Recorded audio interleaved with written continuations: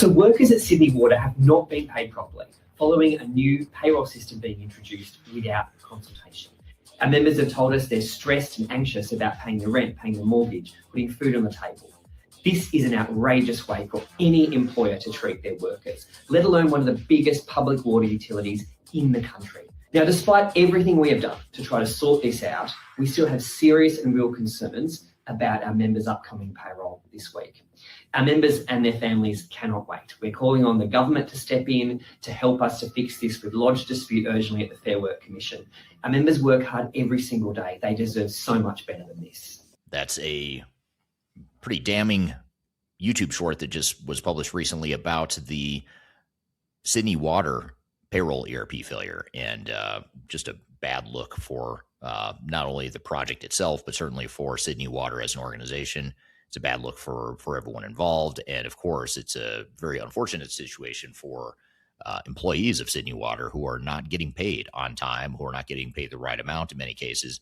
And they're all facing a certain amount of uncertainty as it relates to their paychecks, which if there's one thing you don't want to mess with in technology, it's people's pay. And that's exactly what Sydney Water is experiencing. And that's a symptom of a deeper problem.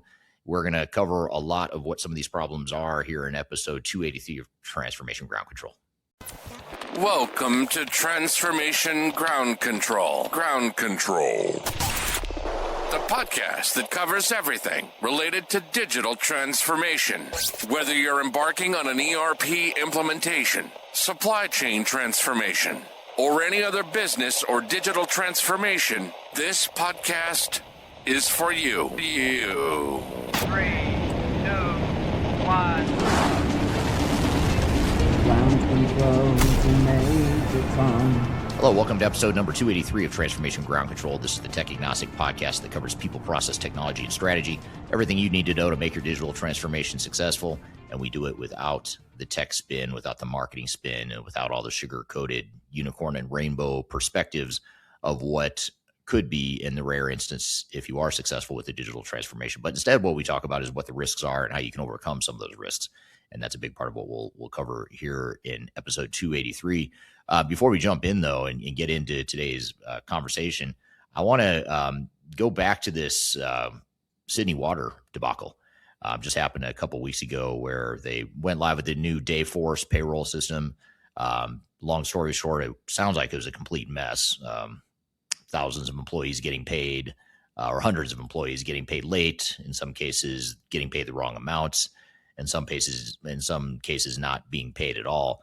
And that video I just played you at the top of the episode before the intro was from the ASU, which is a labor union based out of Australia. So now you've got the labor union all worked up. They're calling on the Australian government to step in and intervene. And as of the time I'm recording this video, I'm not sure what Sydney Water is doing to address this issue and fix the problem. I imagine they're probably going to have some manual workarounds, maybe even revert back to their old system. I think if I remember correctly, one of the articles I read about this was talking about how the union is suggesting that they just go back to the old system that they were on before, the old payroll system before they went live with Dayforce. So big mess here in Australia. I certainly feel for those employees that aren't getting paid on time, getting paid the wrong amounts, or if they're just nervous about getting paid. I mean, so many people live paycheck to paycheck and don't have the luxury of not caring or it not mattering if they get paid or not. But I think the bigger issue here and the thing that this really stoked in my mind and really triggered in my mind was that so often when we talk about failure, and in this podcast included, in my own thought leadership YouTube videos included, I sometimes fall prey or fall victim to just focusing myopically on the financial impact, how it affects a business and how it affects their operations and the difficulty it creates for the organization as a whole.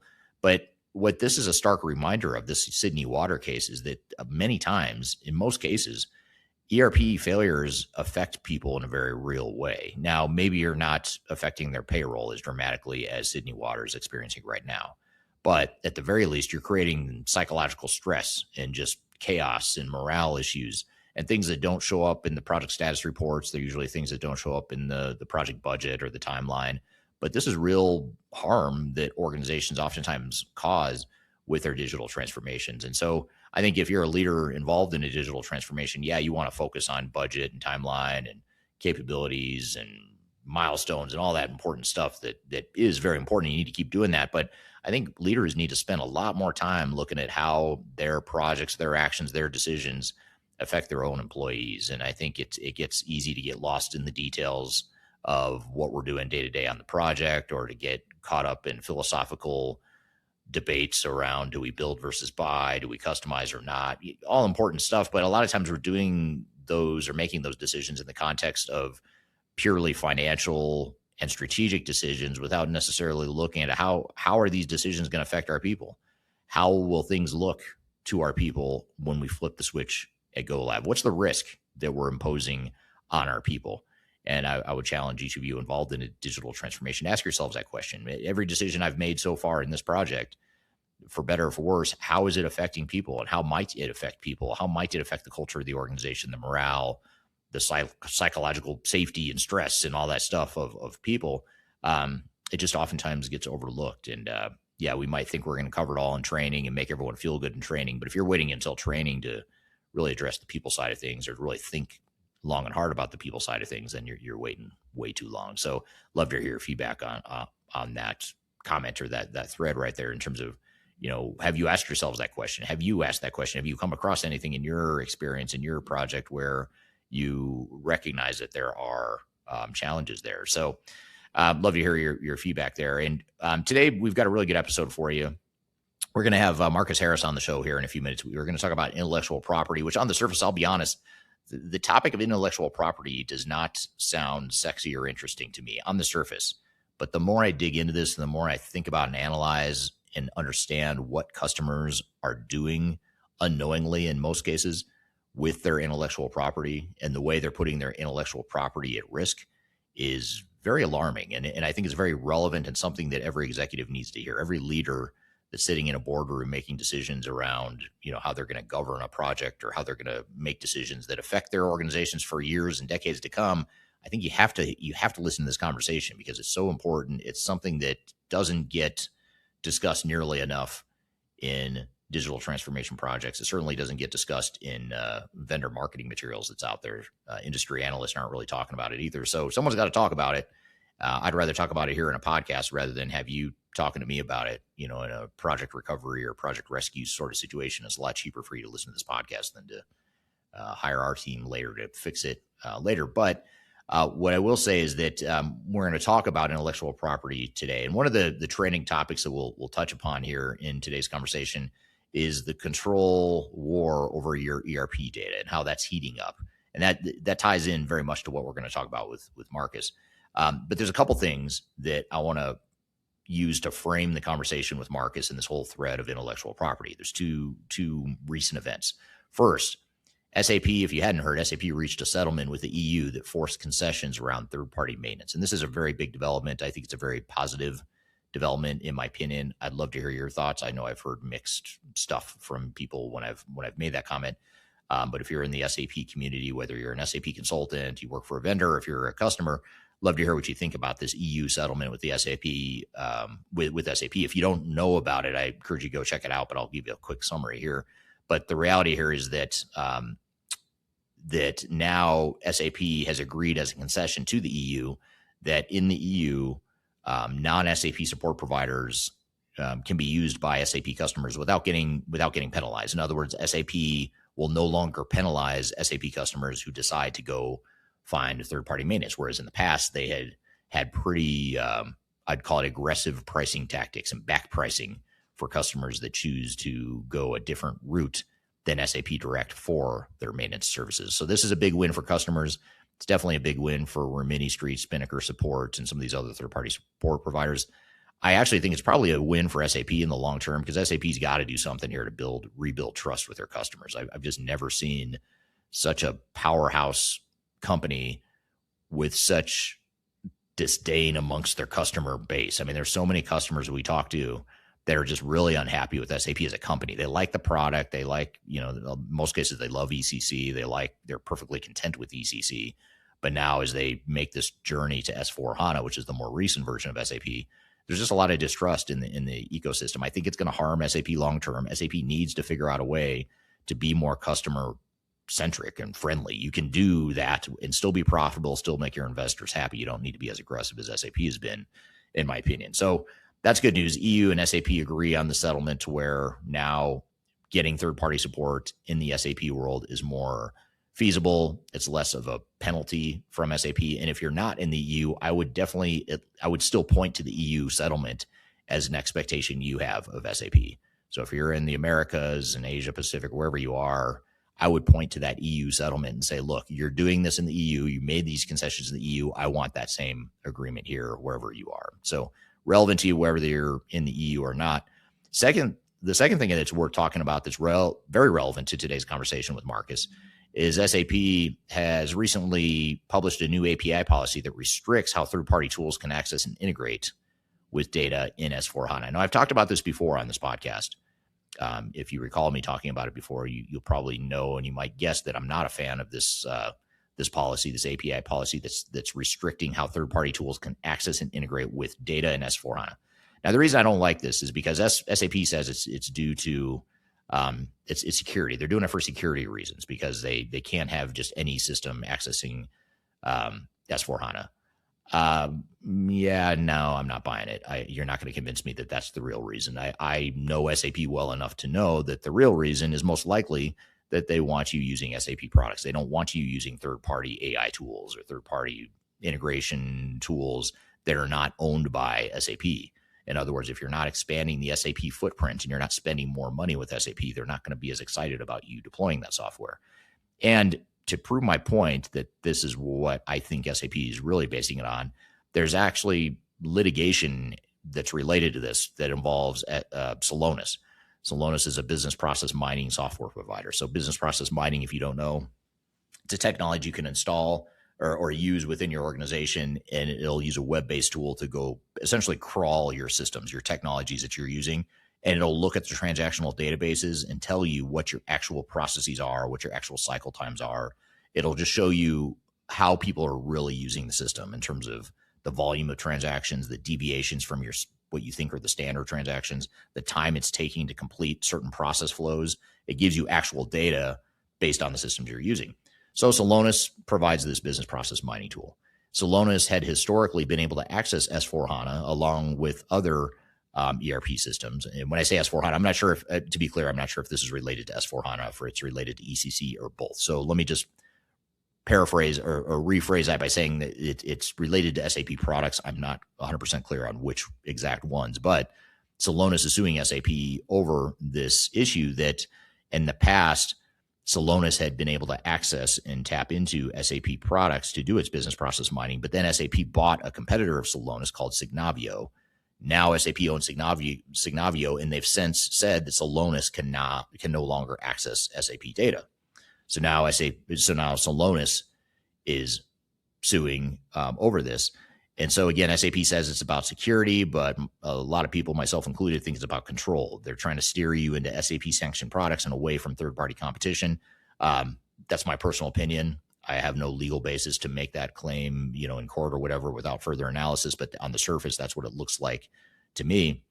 But here's the big question I have for you. Whether you think it's SAP's right or not to limit Celonis in particular, let's talk more broadly. Do you think SAP or any software vendor should be able to control how you use your own data? And I'm going to be very clear and call it your data. When I say you, I mean you, the end customer. I'm not talking about, it's not SAP data. Note that I'm not saying SAP's data. I'm saying customers' data. So whether or not you're an SAP customer, this matters a lot because the question underneath all this is pretty simple and pretty profound. And that is, once your data lives in a vendor's cloud, who actually controls it?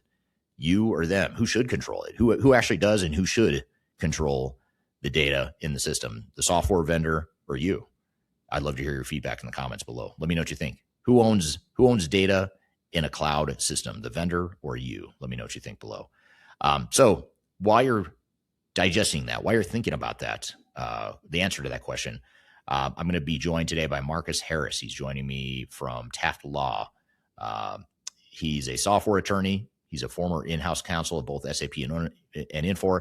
And he's the most frequent guest we've ever had on the show. We're going to go deep into intellectual property in the cloud and AI era And here's a twist. It's not just a legal conversation. You don't have to be in litigation or concerned about contracts to care about what we're going to talk about. I want to ask him a bunch of questions that, yes, they do have contractual and legal implications, but we're going to get into this gray area of intellectual property and competitive advantage and secret sauce and data. There's a lot of stuff in what we're going to talk about here today. But in this conversation, we're going to show you how companies are quietly and slowly giving away control of their competitive advantages, their secret sauce, without even realizing it. Now, before I bring Marcus on here in just a minute, one more thing I want to mention before he comes on is Digital Stratosphere 2026. It's our annual tech agnostic conference. It's coming up in September. It's coming up fast. I can't believe it's already just a few weeks away. September 9th through 11th in Denver, Colorado. It's 3 days of no spin, vendor neutral conversations on ERP, AI, and digital transformation. And Marcus, who is about to join us, is one of our keynote speakers. His company, Taft is also a sponsor. He has spoken at and sponsored every single Stratosphere since the beginning of doing these conferences.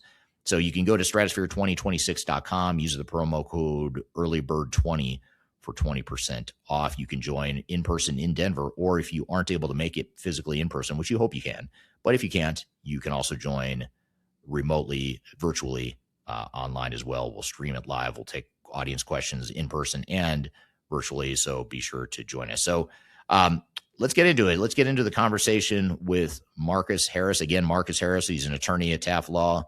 He has the distinct honor and, dare I say, privilege of being the most frequent guest on this podcast. And he's also the most frequent speaker we've had at our Digital Stratosphere conference as well. So Marcus, thanks for being here today.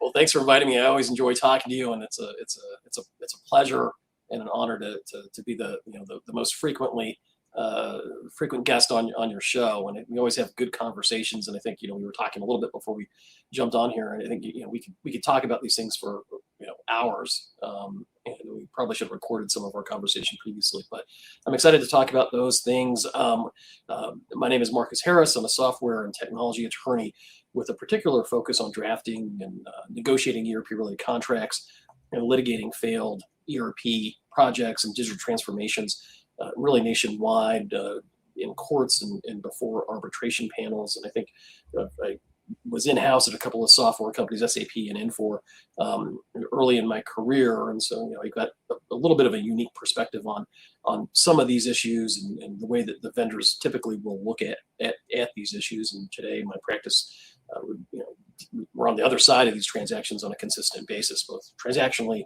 contract negotiation-wise, and litigation-wise. So, I hope we can bring some value here. These are great topics. Well, it's a great topic, and I think incredibly timely for people to have an understanding of the risks and issues associated with their data and intellectual property. Yeah. In fact, it's so much fun to talk about that. As you said, before we went live, we looked up and all of a sudden realized we'd been talking, and we're 15 minutes late going live here on air because we were just chit-chatting and talking about all the stuff that we're about to talk about right now. So anyway, we're both very passionate about it. I know you are, Marcus, and I love having you on the show because you have an uncanny way of being able to explain this stuff to the layman, someone who's not an attorney, to understand it in a different way. But before we get into some of the questions I've got, and I also want to hear from the audience too, any questions you have for Marcus or I related to this topic here today, please drop those in the chat. I'll keep an eye on all the streams that we're streaming here today, TikTok, YouTube, LinkedIn, etc., Facebook, X. We're streaming to a lot of different platforms. So drop in the chat any questions you have. And also, if you don't mind, just dropping in the chat what city and country you're joining from today. It's always good to see where in the world everyone's at. But before we get into some of the questions from the audience and myself, I know, Marcus, you've been doing this for 20 years, negotiating tech contracts, litigating failed ERP projects. You also worked in-house as internal legal counsel, both at SAP and Infor. Yeah. And from that vantage point, what do most companies fundamentally misunderstand about who owns their IP once they move to the cloud? Yeah, I think companies really fundamentally misunderstand that this concept of moving to the cloud really means, in a very real way, that they're giving up control. Okay, they're giving up control of what I would view as their most valuable commodity, which is their intellectual property. They're relying on the processes that have been in place by whatever ERP vendor they're utilizing, whatever third-party vendors that ERP is utilizing. And I think you got to conceptualize this as, you're renting infrastructure or software to some extent, right? But in reality, you look at the way that these vendors deal with this cloud scenario, and you've got kind of this layered ownership of, I would say layered ownership and control of your intellectual property, the way that their intellectual property integrates with your data. You've got concepts associated with licensing back your customer data, meaning that you enter in your proprietary information, customer data, into the system. You give a license to that vendor to utilize it, which is going to be very broad in scope, and they're going to be able to do fundamentally different things than you're actually realizing that they can do because of the nature of that license grant. They're able to create potentially derivative works of that material. They're able to use it to train their models on, and so you've got this kind of layered system of what you actually retain control of your data to do, in really a loss of control. And I think that fundamentally is not something that anybody's really thinking about. They think, well, it's our system, it's our software, we utilize it in a certain way, and it's our data. Yeah, but you've just given up control, and it may not even be an issue associated with ownership. I think the fact that you own it is probably fundamentally sound. Though there's nuances that we can talk about with respect to that, but it's who controls what you do with that data, and what kind of charge or fee or revenue generating event is there for you accessing data that's in your ERP system just by the fact that it's in the ERP system. When you look at lawsuits filed against SAP and others where that has become a fundamental issue. So I want to note a very important distinction that Marcus just made, because almost every executive gets this wrong. And that is that owning your data is not the same as controlling your data. Those are two different things. Yes, you might legally own your data. Technically and legally, maybe your vendor can't use that data without your consent in any other way other than just transacting processes. But that doesn't mean you control the data. And as I talked about earlier in this episode, I talked about the SAP API policy, where they're limiting how customers and when and where and if customers can use their data outside of the SAP footprint and ecosystem and the sanctioned ecosystem that SAP approves. I have pretty strong opinions about this. I think you probably know what they are. I'd love to hear yours, though. And here's why I have such a strong opinion here, because it's a trap. It's a customer trap. When you move to the cloud, you'll ask the vendor, is this our data? And they'll say, yeah, absolutely. It's your data. And again, technically, contractually, legally, they're right. You do own it. So you figure, okay, how difficult can this be? How much of a problem could this really be? But ownership isn't really the real question here. The real question is, who controls it? Do you have control of your own data? When your data lives in the vendor's cloud infrastructure, you have to ask yourself a bunch of questions. Who decides what you can integrate with it? What does it cost you to access your own data through a third-party tool? Are you going to pay for access to your own data? Chances are pretty high that you're going to, whether it's SAP or any other ERP vendor. What broad license did you grant the vendor to use it, including creating derivative works or training their AI models on it? That's a big one too. So many customers now have opted in to allow their ERP vendors to train their AI models on customer data. Now, on the surface, in short term, it's not a huge deal, right? Short term, big deal. Yeah, I want AI, right? I'm excited about AI. So in order to get AI, I feel like maybe I can or should need to train the vendor AI model or help train it. But what you're doing is you're just giving that advantage now. You're giving it away. You're taking your internal tribal knowledge, your internal intellectual property, and you're transferring it to the vendor, who then is going to transfer that to other customers and your competitors, by the way. So that's a big deal. I don't know why more chief legal officers, internal counsel, CFOs, internal auditors, I'm not sure why more people aren't stepping up to wave the red flag on this issue. If you are an auditor, if you're internal legal counsel, if you're a CFO, if you're an executive of any sort, just start asking these questions because they're really important ones. And by the way, I always go back to when I was in grad school getting my MBA, one of my favorite models, just because it's so simple and so fundamental to business strategy. It's Michael Porter. He's a famous Harvard academic, and he's written a lot of really good books. In my 20s, I used to obsess over this guy. I used to read everything he wrote, every article he wrote. I'd read his stuff because I really liked it, still like it. But he has this 5 forces model, if you're not familiar with it. And he talks about how every industry has 5 forces, and where you fall within these 5 forces, or how you navigate these 5 forces, is really important. And it also defines how competitive an industry is and how much of an advantage you might have within any particular industry. And one of the 5 forces he talks about is barriers to entry. How do you create high barriers to entry so your business model isn't easily replicated? And it's such a fundamental, basic thing. But I look back to, learning that in the 90s, thinking how brilliantly simple it is, but how important it is. And now you fast forward 30 years and I look up and say, why are so many executives just totally disregarding that idea and doing the exact opposite, which is I'm going to actually create lower barriers to entry for my competitors. And not only that, but I'm going to give them the tools. I'm going to help build the tools for them to make their jobs easier to do what I do really well and differently. I'm going to allow the vendors to create more of a homogeneous, easy to access, easy to enter industry for me.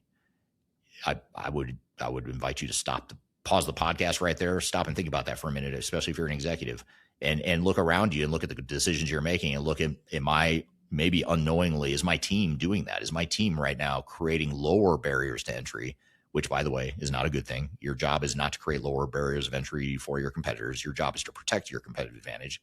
Your job is to erect barriers to entry so that it makes it harder for people to replicate what you do, so that you can take care of your business, take care of your employees, take care of your investors, take care of yourselves. And so many executives are doing the exact opposite of that right now. So that's the thing you've got to ask or think about as you think through some of these questions about data and control. And one more question I'll ask for you, somewhat rhetorical, but I'd love to hear your comments below. And that is, what happens to a critical business process if the vendor changes the software on their schedule, not yours? So in other words, they might change the software, whether you're ready for it or not, whether you want that change or not. You have no say. You don't have a say in most cases on whether or not your operations are going to change. So right now, you might be looking at demos from a software vendor and say, that's perfectly fine with me because I love the software. It's a great fit for what I need. And let's just say that's true. I would challenge you to and say there's probably a lot under the surface you're not catching that maybe isn't a good fit, and that's where the real risk is. But let's just say it's true. It is a perfectly good fit for your organization right now. The question is going to be, though, what happens if and when the software vendor decides to change the functionality of the software because they think it's best, because maybe some of your competitors are lobbying the vendor to change a certain function or whatever. Now suddenly you don't have control over that. You don't get a vote necessarily. You may think you have a say or whatever, but over time you're going to see this divergence between software vendor developing software a certain way, your operational needs going a certain way, and that gap, that chasm is going to grow.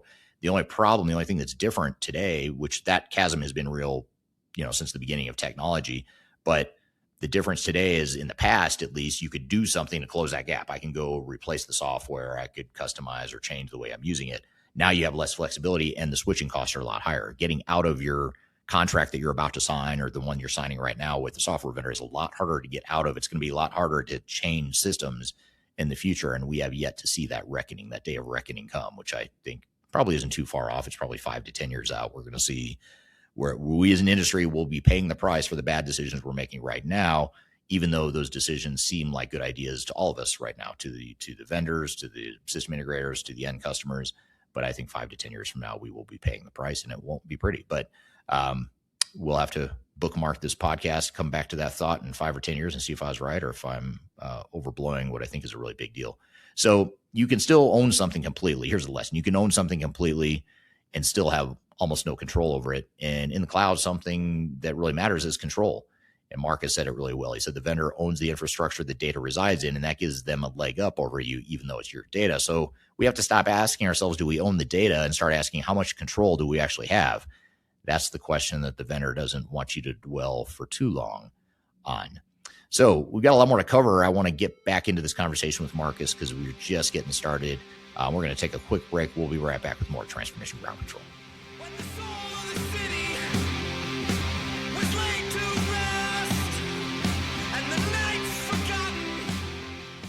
If If you're about to embark on the jungle of digital transformation, check out my new book, Welcome to the Jungle. It's a book that just came out in late 2025. It's my second book, and it's a book that focuses on digital transformation failure case studies and talks about the lessons and takeaways from that. It's 300 pages packed of all the lessons and things that I've learned from having been an expert witness in lawsuits related to digital transformations, and also with our team helping clients recover some of their failed projects. I've included as many lessons as I could possibly fit into one book here. You can read this book. You can order it anywhere in the world in hard copy format, which is this format here. You can get it in paperback. You can also get it electronically as well. Scan the QR code right here or go to the links below for your copy. Hope you enjoy it. Let me know what you think. Are you looking for ways to promote your product or service to enterprise technology decision makers and influencers throughout the world, like the ones who listen to this podcast? Major Tom Productions creates media, events, and influencer marketing for B2B technology providers. Our productions are exciting, educational, disruptive, and effective. Most importantly, they create results. Our content is unlike any other in this industry, engaging, influential, and trusted by technology buyers and influencers throughout the world. Each month, our productions reach hundreds of thousands of targeted buyers and decision makers who trust and engage with our honest and tech-agnostic content. With long-tail viral results and engagement with our content, Major Tom Productions provides a way to reach your target market and create awareness, calls to action, and a connection with potential customers. So collaborate with us today. Learn how we can feature your product or service on podcasts such as Transformation Ground Control, Journey to S4HANA, and Journey to Dynamics 365. We can also feature your brand on our YouTube channel called Digital Transformation with Eric Kimberling, which boasts over 100,000 subscribers and over 2 million video views per year. You can also participate in our in-person events, including our Digital Stratosphere Conference. Contact us today to learn more. We can tailor a marketing campaign that works for you. We look forward to helping more people learn more about and become engaged with your brand.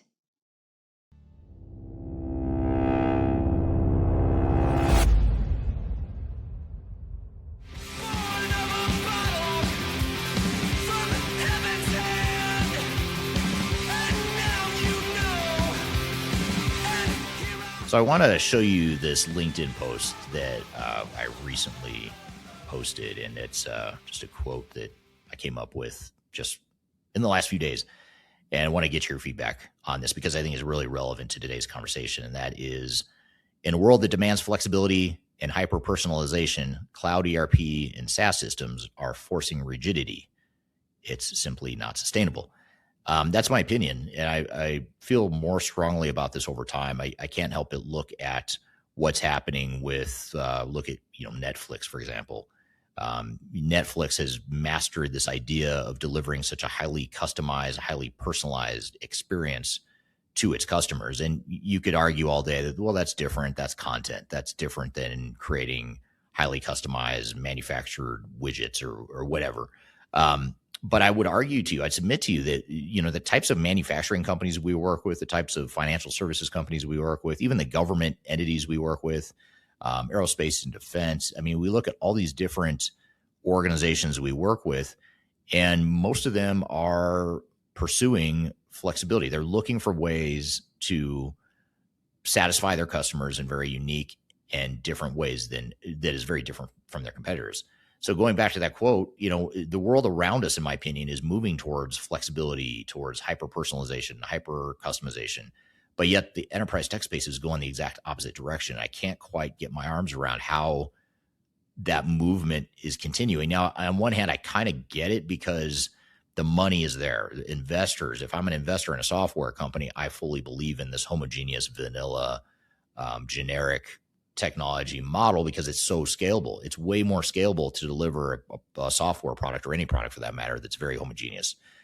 Ford back in the early 1920s mastered the art of mass production and creating Model Ts that were all black. And that was sort of their half joking comment, was like, you can have whatever Model T you want as long as it's black. because they mastered, the homogeneous way of producing black Model Ts at scale. Well, over time, obviously, we would fast forward 100 years. Now we all have different models of different cars, and even the same model has different variations, a million different variations. We can custom order our own car. Most manufacturers that we consult to, most manufacturers that I work with in my personal life, ordering products, most cases, I can get highly customized products, but yet ERP vendors are out there pushing, and customers, what's even worse, the customers are buying this model that's hamstringing them in many ways, to a old model, to an outdated model. I would compare it to the 1920s. We're acting like it's the 1920s and we're selling Model Ts. That's essentially what the ERP software industry is doing, in my opinion. But tell me what you think. Do you think that's right or wrong? Do you have a different take on that?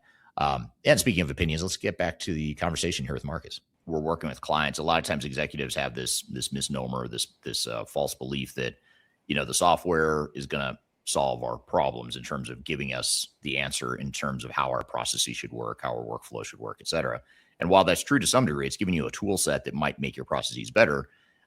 Just there's a fine line between leveraging the strengths of a software versus completely handing over control of your own operations, and your workflows to software vendors. And it's a fascinating dynamic. It's a sort of an organizational, not a dysfunction necessarily, but an organizational behavior sort of thing where executives want easy, technologists want to sell easy to the executives, and it all sounds good to everyone until you realize, wait, we no longer have control over our own operations, our own workflows, because now the vendors they're going to upgrade the technologies in what you think is going to be a good way going forward, but it may or may not be aligned with what you need longer term. So I think that's the control thing that's hard to see until you get into it.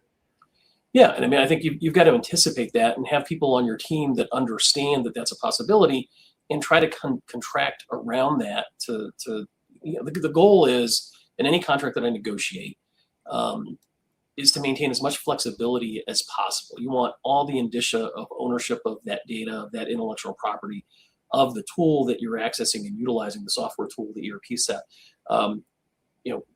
without actually owning it. And that's a fine line to walk.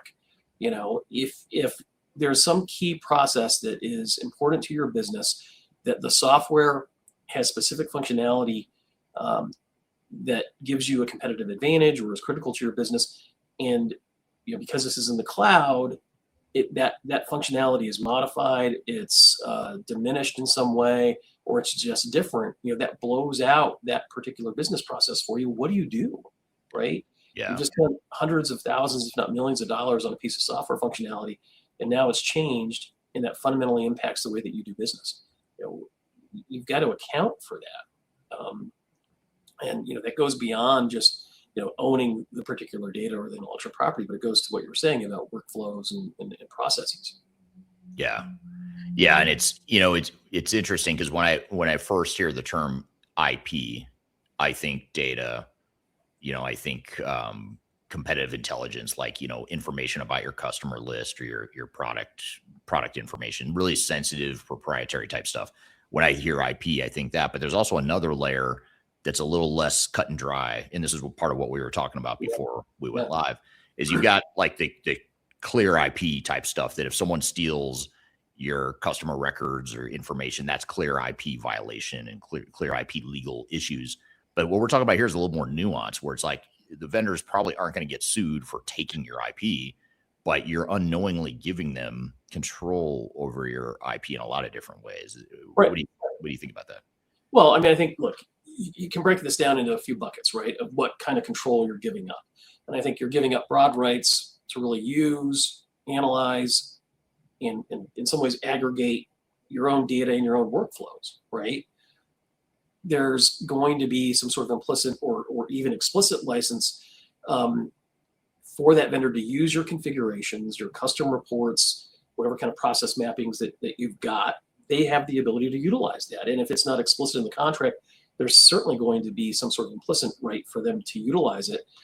And you may not know what they're using it for. And I think, it's an issue of giving up control of your intellectual property, proprietary information, data, trade secrets, And to the extent that they're going to use all of that information to train their artificial intelligence models, I mean, that's got huge implications for not only for your competitiveness, for the viability of your trade secrets, and really even potentially the ownership of your intellectual property. And that's without them taking it. You know, it's not a misappropriation. I mean, they're utilizing it, and there aren't the appropriate safeguards around it to in many ways, you know, to ensure that you've got not only, you know, ownership but control. And I think control is the big issue here. Yeah, it is. And you know, one of the interesting cases that you and I were talking about before we went live here today was the SAP EU settlement agreement that just went into effect earlier this month, or maybe it was last month, I can't remember. Just in the last few weeks, they agreed to a settlement where the EU essentially was able to extract certain concessions from SAP in terms of how they handle third-party maintenance and some of the restrictions that SAP had related to leveraging third-party maintenance and the way they were back charging customers and that sort of thing. So that's maybe not intellectual property per se, but it's on the same, it's along the same lines in terms of control. You know, how much influence and control should a vendor have over your own operations and your own decisions versus you yourself. And what's interesting, and I'd be curious to get your take on this, being since you've been on both sides of the equation here, vendor side and customer side, it seems like in a lot of ways, customers are allowing and giving legal rights to vendors that are allowing them to have more control. Is that right? Or is there a gray area here where there might be litigation that comes out of this longer term? Well, I mean, I think there's a gray area, and I think companies that are savvy are going to focus on control and ownership of data and intellectual property, focusing on control of inputs and outputs with respect to artificial intelligence tools specifically. And I think that's the right way to go about it. But you know, really, the issue is you're giving up the right to control what happens to your data, and you just, I mean, fundamentally, you just are. That's the nature of the relationship, right? You know, and you look at this kind of on a pendulum here. I mean, you develop something in-house and it's all yours. Okay, well, some people do that. We've got an on-premise system that's stored on your space or in your space with your data in there. It's pretty controlled. Then you give up a huge aspect of the control of your proprietary information, data, trade secrets, and intellectual property when it all goes into the cloud. And I think if you're focused really, you know, on price, on discounts, time to value, you know, how fast the implementation is going to take, adopting so-called best practices, vanilla out-of-the-box systems, if that's what you're focused on, I mean, you're going to have a rude awakening when there is some sort of a dispute about, you know, what can I do with my data? Mm-hmm. How do I utilize it internally or even externally? And what other systems can come into that ERP software, utilize, access my data, be assured there's going to be a charge for it, right? And where's the value add? It's just, I don't know. It's just there, and it's in their ERP system. So they own it, and now the system that is, and they control the access to your data. And again, you've got to account for that contractually and try to minimize the impact for that, because, you know, as many revenue generating events as that vendor can create, be assured that they will do that. And so, you know, the loss of control, I think, has massive implications, and revenue generating events is just one of them. Yeah, absolutely. And there's another issue, I think, here that's similar in that, and this is and I can't remember if I don't think you and I have talked about this yet on a podcast in the past because it is relatively new, but SAP recently also published a new API policy that somewhat limits how customers can access and integrate with data that resides in S/4HANA. And in particular, they're essentially, what they're doing, in my opinion, is that they are limiting integration to SAP sanctioned products. So if it's a product like, for example, Celonis is involved in litigation right now with SAP because Celonis is suing SAP saying, hey, you used to let our product access data in your system. Now you're excluding us ever since you bought one of our competitors, which is true. They did buy a competitor called Signavio. Ever since SAP bought Signavio, then they've since clarify their API policy for security purposes, which I'm calling BS on. That is not why they're doing it.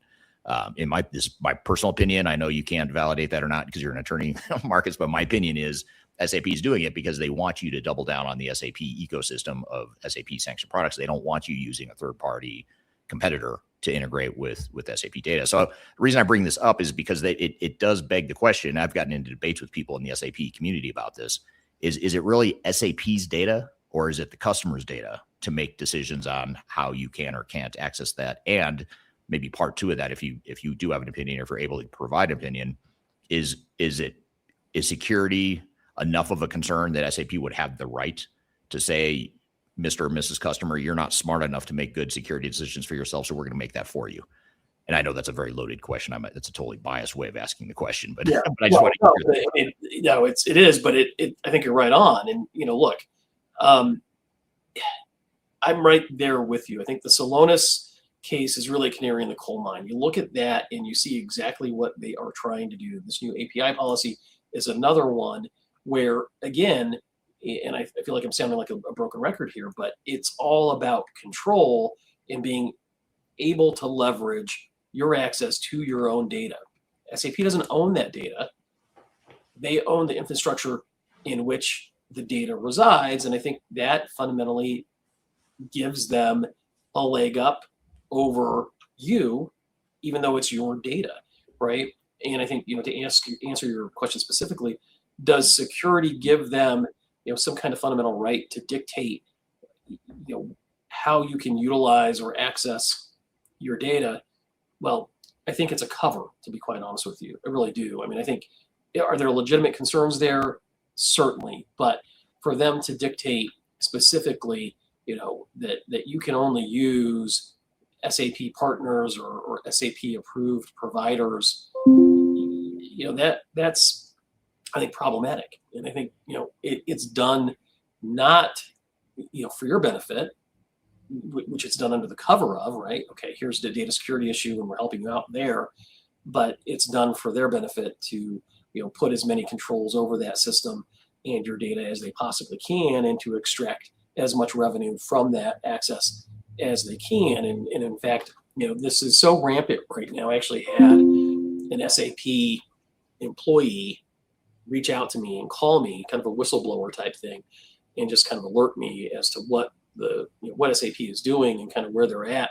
I don't know what I can do with this information, but I mean, I think it's interesting that, they don't, even their own people to some extent don't see where the value add here is and think it's problematic and not good for their customers. That's pretty telling. Yeah.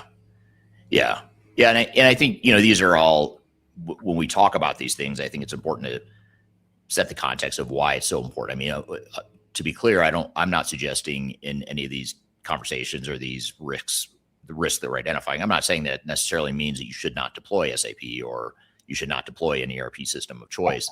But I think it's important to understand what the motives are of the software vendors and to understand how big of a conflict of interest there is and how big of a disconnect there is between what vendors want and need versus what customers want and need. And the reason is and actually this goes beyond just vendor versus customer. This also goes, we see this internally within and our end clients a lot too, business versus IT. It's really a business versus IT debate here. Of the technologist in me understands clean core and understands why we all want fit to standard. We don't want to customize. I get it from a tech perspective, but I also see enough business operational dysfunction to know that leads to a lot more dysfunction when you try to force fit your system into a clean core, fit to standard, vanilla cloud ERP system. You can call it best practice all you want if you're a purist, if you're an SAP or an ERP purist, but I've just seen too much reality where rubber meets the road with operations, where that generic vanilla system just cannot meet the needs of the business operations. And I think that's the real rub here. Well, I think it really is a rub. And, the benefit to the vendor is that they get to sell, what is perceived to be, a cleaner way of integrating and implementing that software that's going to cost you less money. It's going to take less time than traditionally it would have because they've got, I don't know, whatever you want to call it, SAP Rise, Clean Core, all these marketing buzzwords around the implementation process, which are all designed to make it seem less problematic or less complicated than it actually is, which I think does a few things. One is it sets up an unrealistic expectation that it's going to be easier or more simple than it really will be. And so the customer then devotes less resources than it otherwise would have to the implementation, thereby, creating the likelihood that that implementation is going to be more difficult and take longer and have more issues than it otherwise would have. So there's that. I think, there's also this issue with, standardization, vanilla out of the box, kind of the unrealistic expectations associated with that.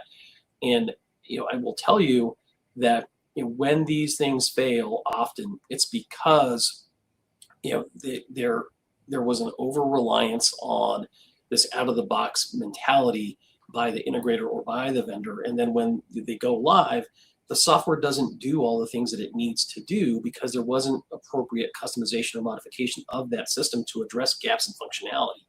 And the response is, well, you've got to change your business to adapt to the software. And we see lawsuits like this where, well, the vendor washes, or the integrator rather, washes their hands of any problems that were supposedly in the implementation, saying, well, you didn't follow the process. You wanted to replicate what your old process did.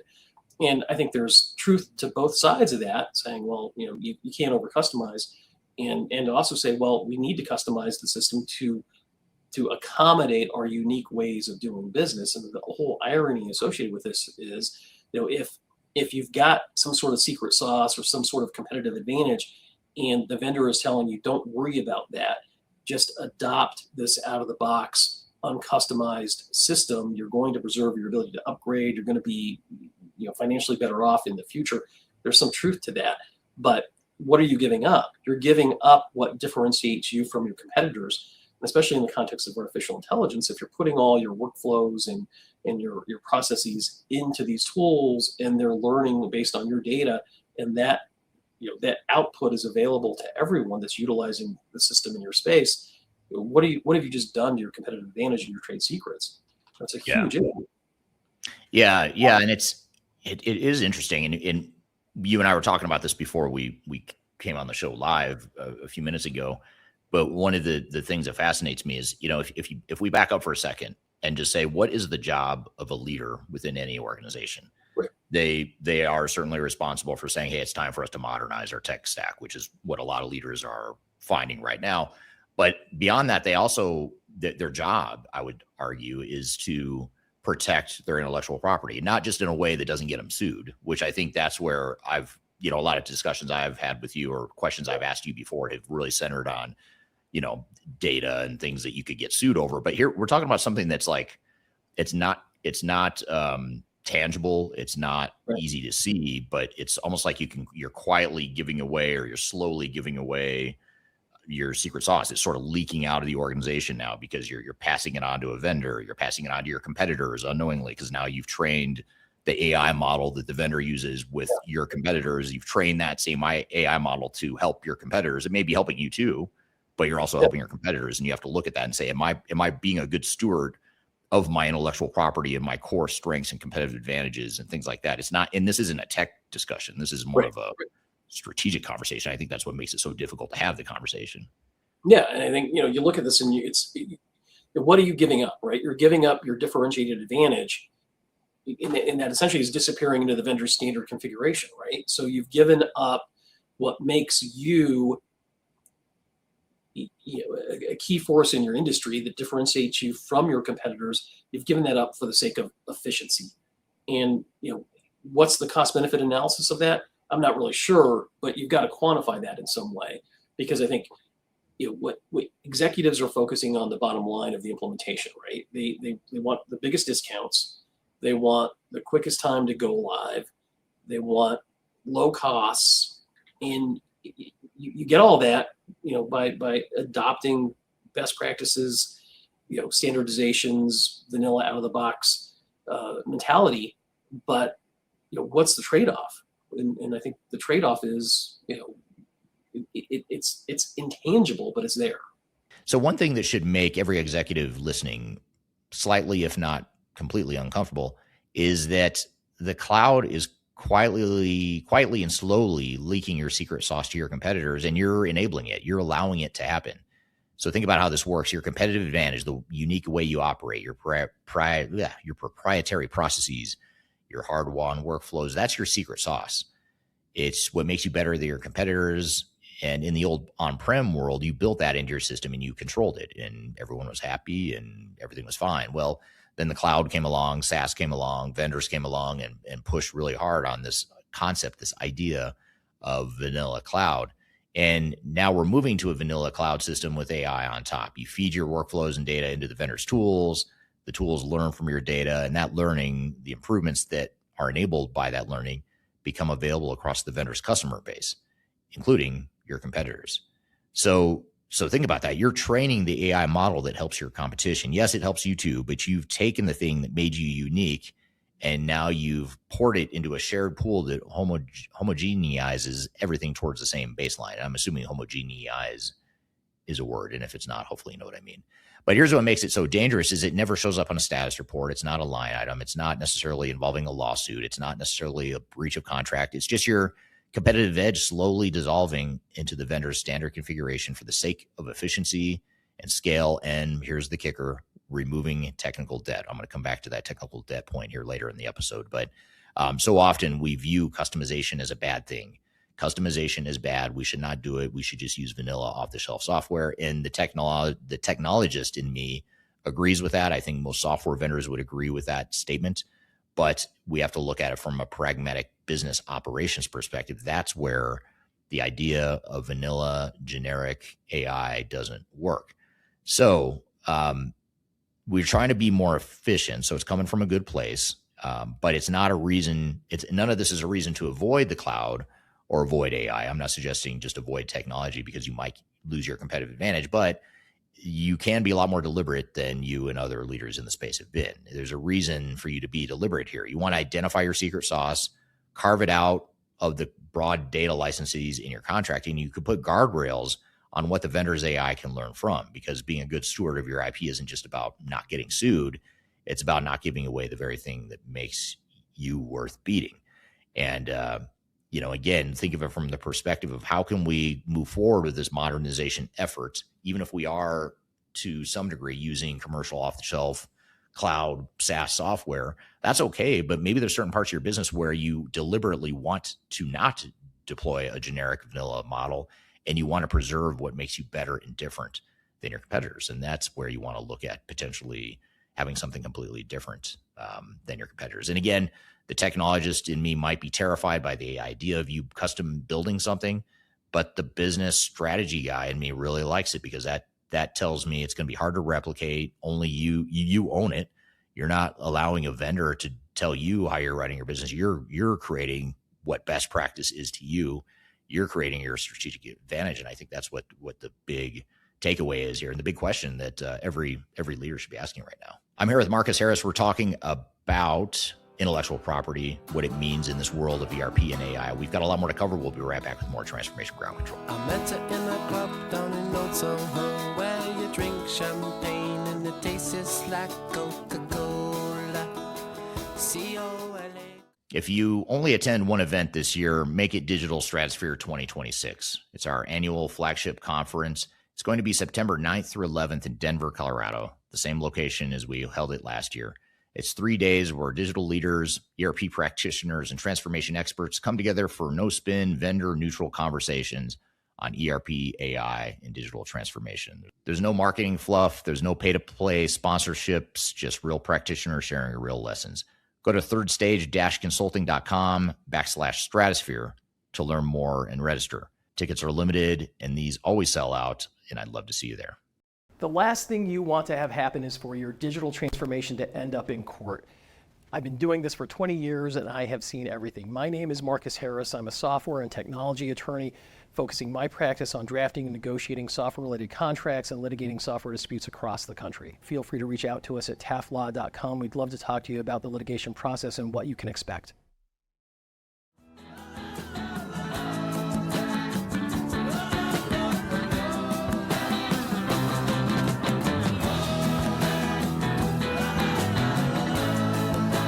So here's something I want to show you before we get back to this conversation with Marcus. We're talking about intellectual property, but this is something that is somewhat related to intellectual property, but I think it's more than anything, it's just really interesting where the industry is headed.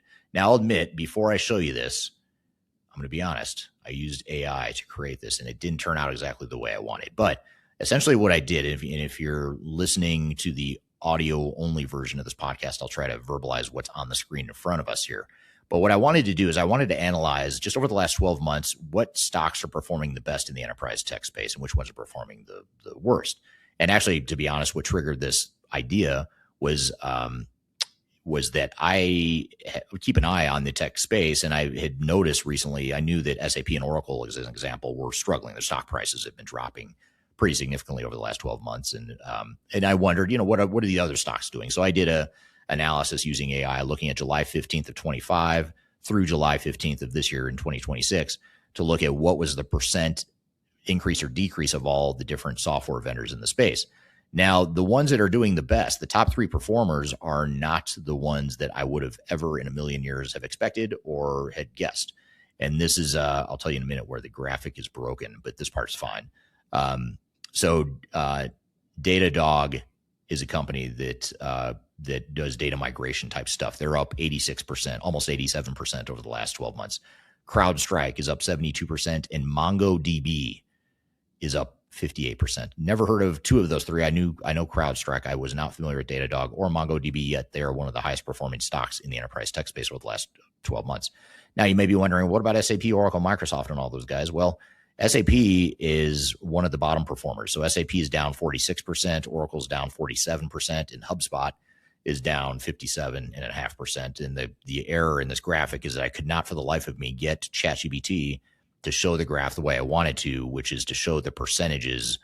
It's a line graph for those of you that don't see the graphic. It's a line chart, and it just doesn't show the lines to scale, and it doesn't show them relative to one another. The percentage labels on the slide are correct from what I can tell in all the analysis I've done, but the visual representation is not. But the theme here is relevant. So that's interesting. I don't know. I'd be curious to hear from you all what you think. Would you have expected, SAP, Oracle, HubSpot to perform better? One interesting one that I looked up in this, and it was more of a middle of the road sort of result, was Microsoft. And what's interesting about Microsoft is, even though they're an enterprise tech provider, they're pretty well diversified. I mean, they've got Copilot, they've got D365, they've obviously got Microsoft Office. They're building heavily. They're involved in obviously AI infrastructure. So I think they might be a little different because they are so focused on AI and diversified enterprise tech services, that they're actually doing better than a lot of vendors out there. But I just thought that was interesting. And let's get back to this conversation with Marcus. We're talking about intellectual property as it relates to this world of ERP, AI, and cloud. Yeah. And, it's not something that shows up in a project status report or a board deck that you're going to go present to your steering committee or whatever. It doesn't show up there. And that's what makes it so tricky. But it's absolutely true, and it's absolutely happening to a lot of organizations without them realizing it. Right. I mean, your unique way of operating is what makes you successful. And if you're kind of, all devolving towards this homogenous baseline where that no longer exists, that just seems fundamentally wrong. Yeah. And one thing I've noticed too, and this again is not just the fault of software vendors, I think it's also the fault of technologists in general, even the ones that work for the end customers internally. But one thing I've noticed is this labeling or this marketing spin that the vendors have done a really nice job with. It's highly effective, but it's very destructive in my opinion. And that is to label some of your secret sauce and your intellectual property, your competitive advantage. You label that as technical debt. You say, well, that's technical debt. You built the system to do something that's unique to you, and that's just technical debt. Debt is bad. You need to get rid of it.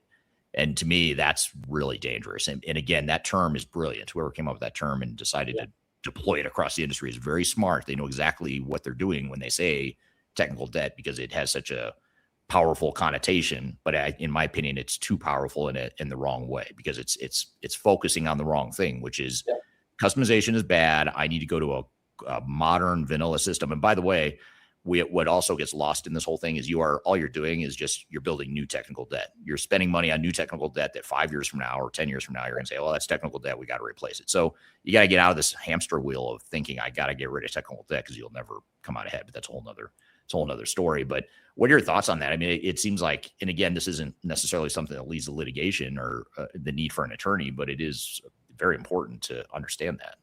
Well, you know what? It does lead to litigation, and I'll tell you how. We had a lawsuit last year where we represented a distributor in the audiovisual space, and the vendor kept promising, that the software was going to meet all of their business requirements, all of their needs, and essentially what they wanted to do was just implement really what was kind of a minimally viable version of the product that would address kind of a company in the abstract that did what they did without really addressing any of the unique business processes or workflows that were unique to this company, because it was not part of the process, right? It wasn't best practice to do that, but that's what the company needed. And so you've got a situation where the gaps in functionality of what the baseline system can do are just massive, because it doesn't account for the unique ways in which this business does business.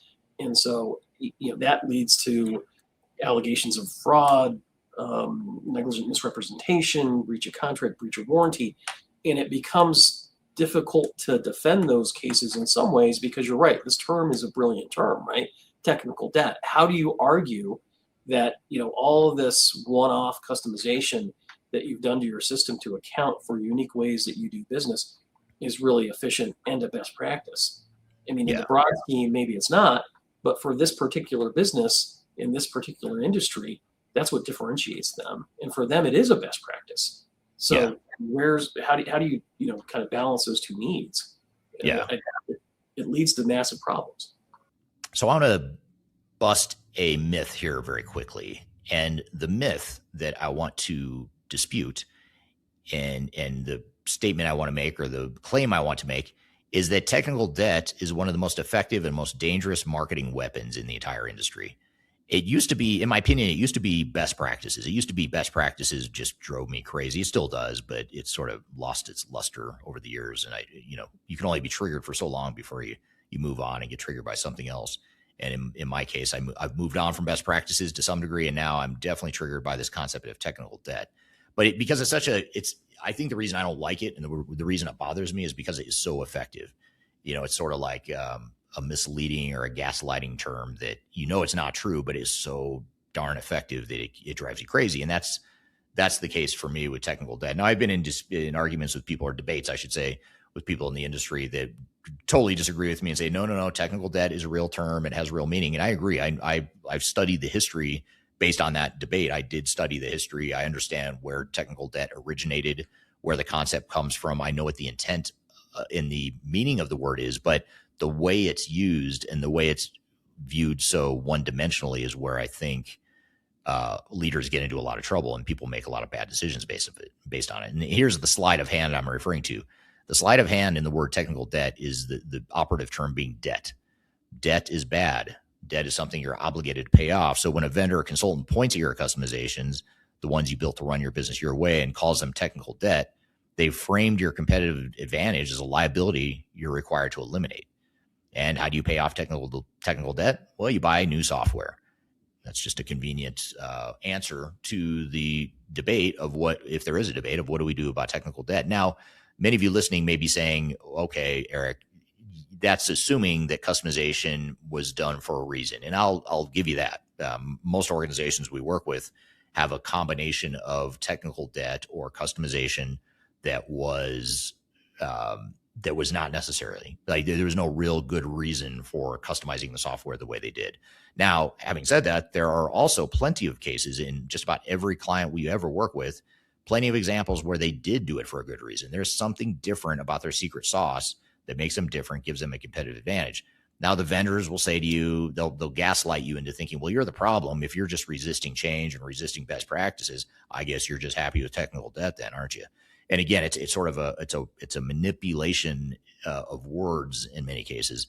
And that's really what I want to get at here. And keep in mind too, I'm not advocating that all technical debt is good or bad. I'm just saying you need to understand the nuances in the gray of technical debt, because it's too easy to frame it as black and white. Technical debt is bad.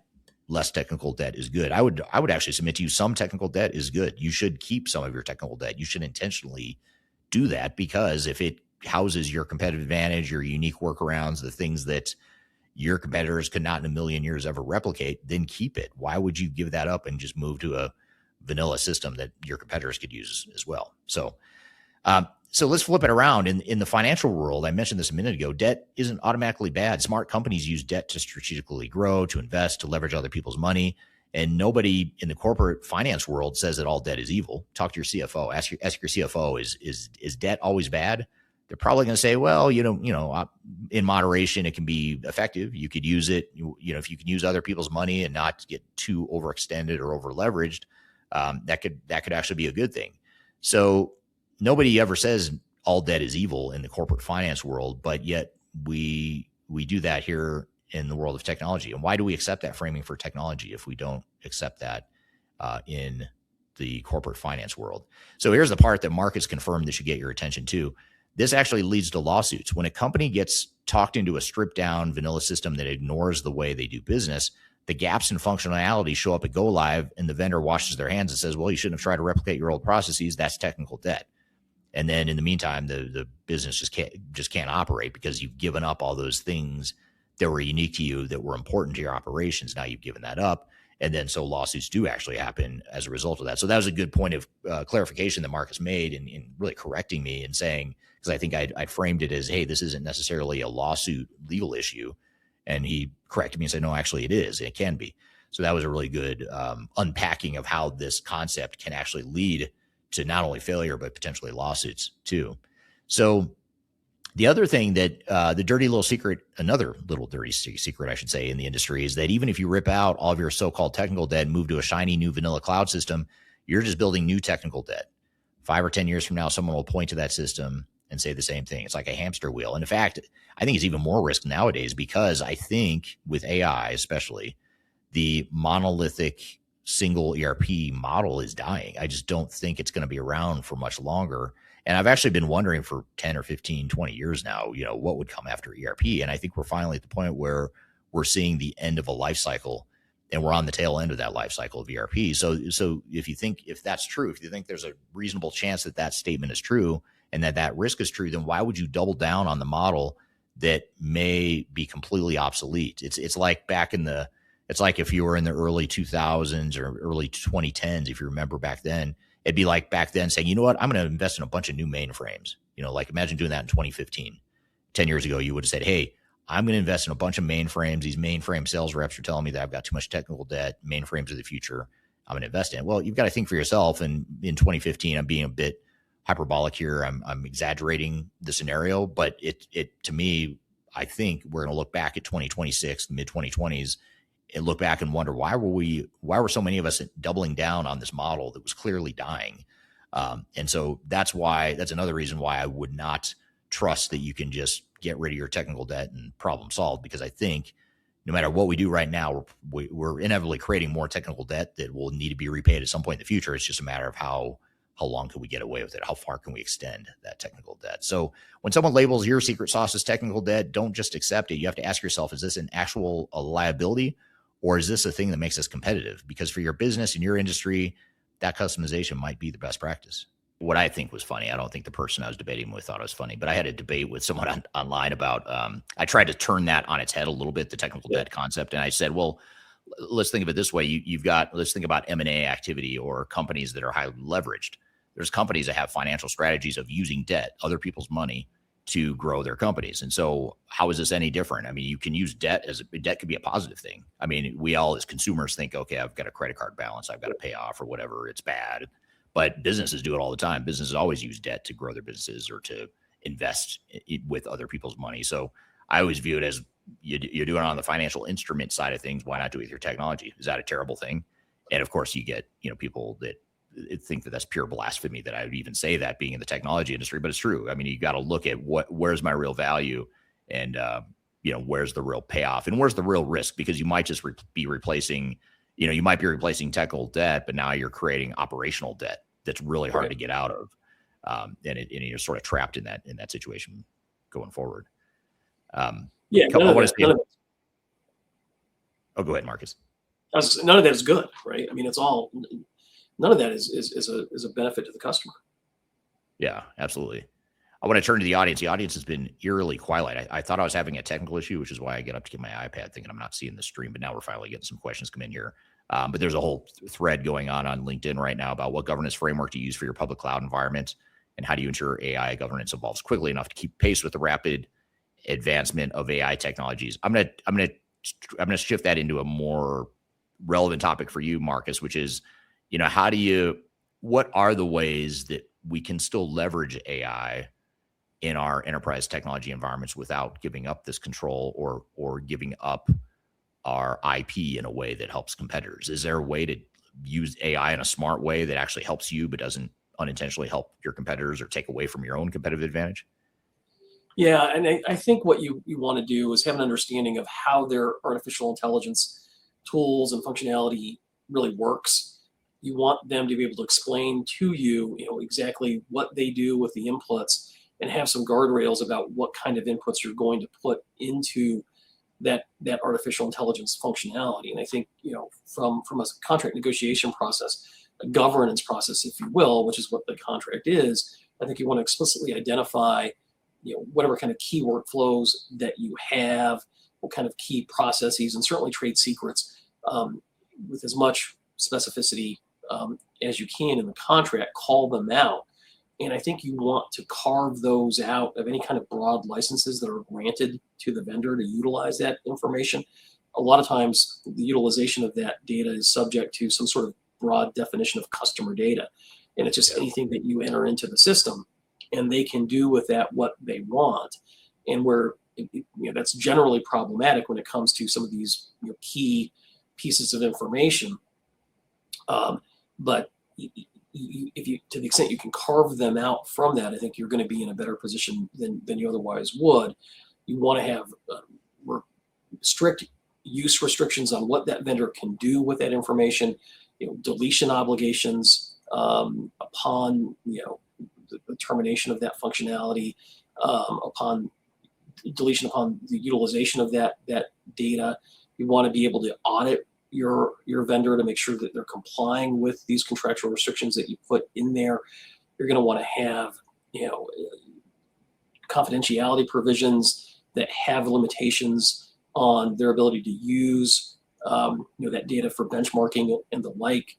That's kind of where I would start. And when I think of governance, as an attorney that negotiates these contracts on a regular basis, I'm thinking of utilizing that contractual process and the framework of those contractual obligations to govern what that vendor can do with that information. And I think if you go down that path, you're setting yourself up for success. I'm here with Marcus Harris. We're talking about intellectual property in this world of cloud, ERP, and AI. We've got a lot more to cover. We'll be right back with more Transformation Ground Control.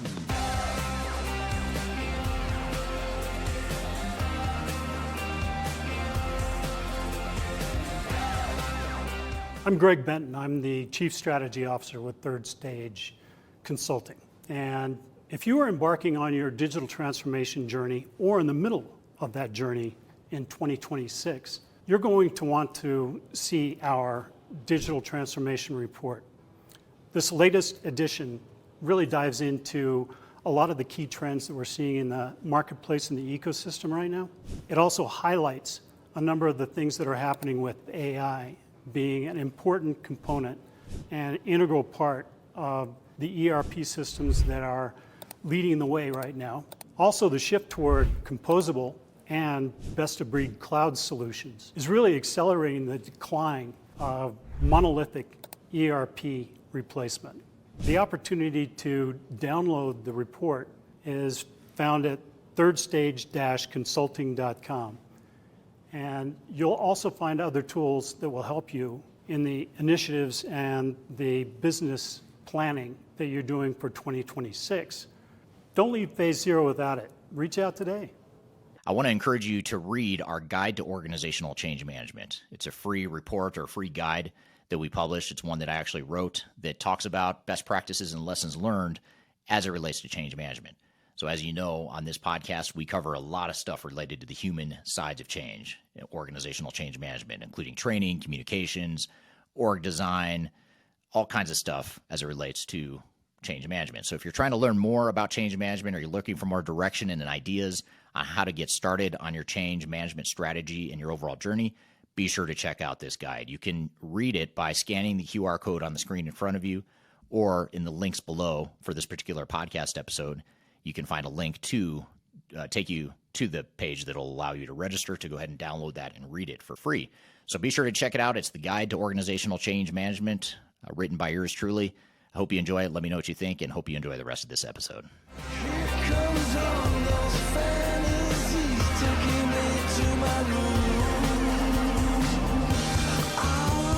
Hello, welcome back to Transformation Ground Control, episode number 283. My name is Eric Kimberling. You can find new episodes of this show every Wednesday by going to transformationgroundcontrol.com. This show is sponsored by Third Stage Consulting and produced by Major Tom Productions. So we're here with Marcus Harris. We're talking about intellectual property in the world of cloud, ERP, and AI. Question that just came in on YouTube that actually is going to set up a whole range of stuff I want to cover with you, Marcus. And this is a comment from John on YouTube. He says, with your 10 worst ERP failures, could those budgets have been better spent building a custom ERP via a software firm or in-house? Amazon, Walmart, and Tesla all did. And I love this question because it's the question itself is, in my opinion, the tip of an iceberg here. Because if we really go underneath the surface here, the question now becomes, let's look at history of enterprise technology and how companies have used enterprise technologies over the last decades. Which ones have been the most effective at growing their businesses, scaling their businesses with technology. And nowhere in my research have I found that there have been some wildly successful companies that grew their companies and became wildly successful because they implemented SAP or they implemented Oracle or Microsoft 365 or something like that. It's usually they created something that is really hard to replicate. And you look at these three examples that John mentions on YouTube: Amazon, Walmart, Tesla. Those are all three really good examples of companies that did the opposite of what we're talking about here today, which is they brought all this stuff in-house and said, we're going to build our own stuff. And I know, again, this is blasphemy for a lot of the technology industry. Why would you build stuff if you could just get it off the shelf? Well, here's why. It's because you're building, you look at what, like Walmart's a great example. Walmart completely revolutionized the supply chain management function back in the 80s and 90s, early 2000s. And they became wildly successful because they were so good at supply chain management. And they didn't do it by deploying SAP. They did it by building their own system, their own supply chain network, et cetera. So anyway, the reason I bring this up is because in the past, prior to say 2020, maybe the late 2010s, in the past, you would have your IP that you developed, your unique aspect of your ERP system. You would deploy it on-prem, you do some customization. Of course, the customization is a pain in the ass and the technologists don't like it. Vendor sometimes doesn't even like it, but you would do it a lot of times because you have a competitive advantage you're trying to retain. Sometimes, yes, you would customize things you probably shouldn't have, you didn't need to, but buried in there is probably some gems, some stuff that's unique to you. But now we're moving to a model that's moving away from that, saying, okay, customization is bad, it's technical debt, let's go to vanilla cloud systems, SaaS, public cloud, whatever you want to call it.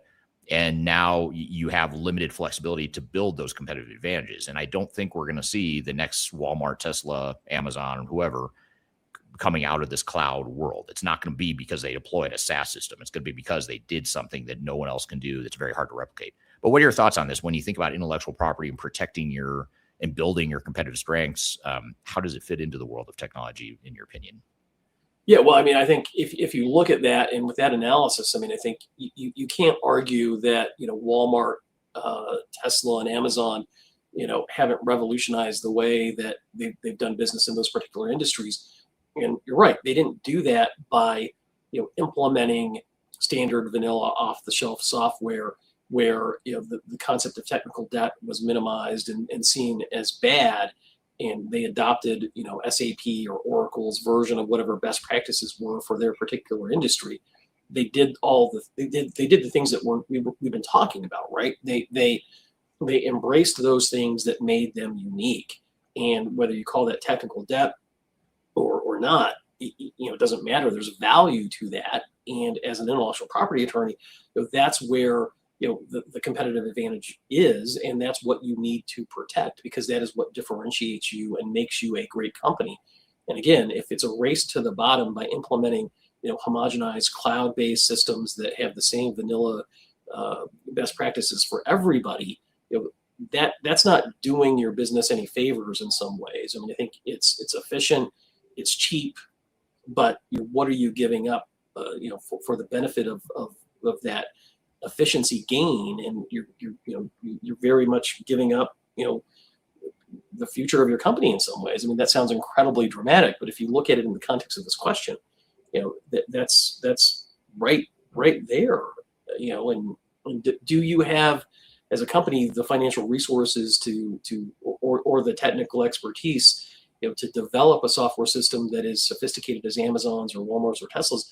The answer is probably not, and that's why most people don't do it. And whether your budget could be better spent on that or not, it's hard to say for sure. But I will tell you, if you have an ERP failure, not only are you dealing with the cost of the failed software that allegedly does not work and you can't utilize, you're dealing with the legal fees to get to recover damages associated with that implementation, which are going to cost hundreds of thousands of dollars, and then you've got to implement a new system. So, if you look at it that way, maybe you do have the budget. Right. Yeah, because you could end up, first of all, to be clear, you can fail. It's easy to fail no matter what you do, whether you're using vanilla ERP software or custom dev. But, certainly custom dev, things can get out of control pretty quickly in terms of, recreating the wheel, building stuff from scratch, et cetera, et cetera. Now there's hybrid ways you can do that to mitigate risk that we could come back to. But I think the key here is that you can also, what gets lost in this discussion oftentimes is you can also really screw up a project by trying to force fit a cloud system that might look on the surface easier and cheaper to implement, because technologically it probably is. Right. Well, that's arguable. I'm going to come back to that in a minute. But let's just say it is cheaper technologically. It might actually cost you a lot more operationally. We have a big client right now that has grown tremendously, largely due to the data center boom that's happening right now. And they've grown from right around $1 billion to $4 billion just in a handful of years. And so they've grown a lot. And we're helping them through an ERP implementation right now. And the biggest problem we're having with them right now is the front end of their configure, price, quote process, which is essentially the way you sell and then configure a product that you're going to deliver to an end customer. The way they do things is so different, so unique, and they're so good at it that no off-the-shelf software seems to be working. And so we're having a lot of trouble with that. We're trying to figure out, well, we've got to customize the thing. We've got to get a bolt-on. We've got to customize that. Then we've got to integrate it back to your core ERP system.